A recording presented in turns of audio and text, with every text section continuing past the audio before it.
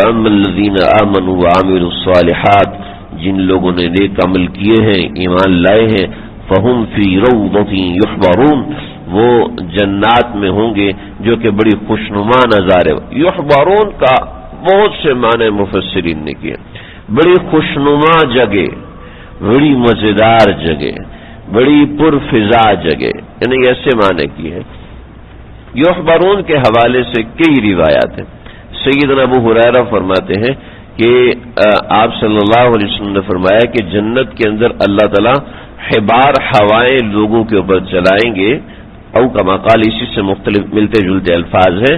تو وہ آوازیں سنیں گے، ہر جنتی وہ آوازیں سنے گا سوائے ان کے جو گانے نہیں، جو دنیا میں گانے سنتے تھے ان کو وہ آوازیں نہیں سنائی جائیں گی. جو دنیا میں موسیقی کے دلدادہ تھے جنت میں ان کو وہ آوازیں نہیں سنائی جائیں گی. پوچھا وہ کون سی آوازیں؟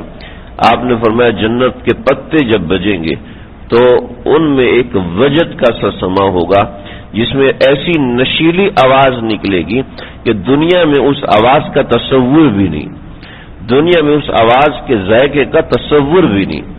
بعض حضرات نے کہا کہ کائنات میں خوبصورت ترین آوازوں میں سب سے زیادہ خوبصورت آواز حضرت اسرافیل کی ہے. حضرت اسرافیل وہاں گنگنائیں گے اور یہ گنگنانے کی آواز یحبرون سے تعبیر کی جاتی ہے.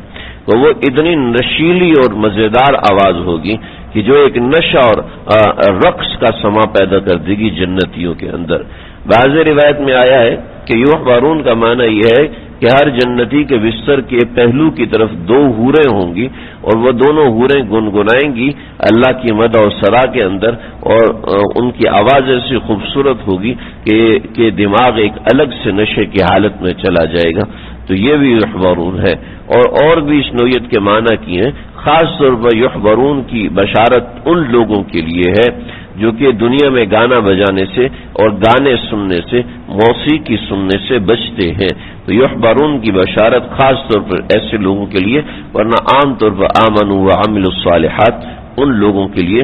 یحبرون کی تشریح میں بڑی بڑی روایات اور بھی نقل کی ہیں. حضرت داؤد علیہ السلام کی تلاوت قرآن اللہ جنت میں سنوائیں گے، آقا علیہ السلام کی تلاوت قرآن جنت میں سنوائیں گے، پھر اللہ رب العزت خود سنائیں گے.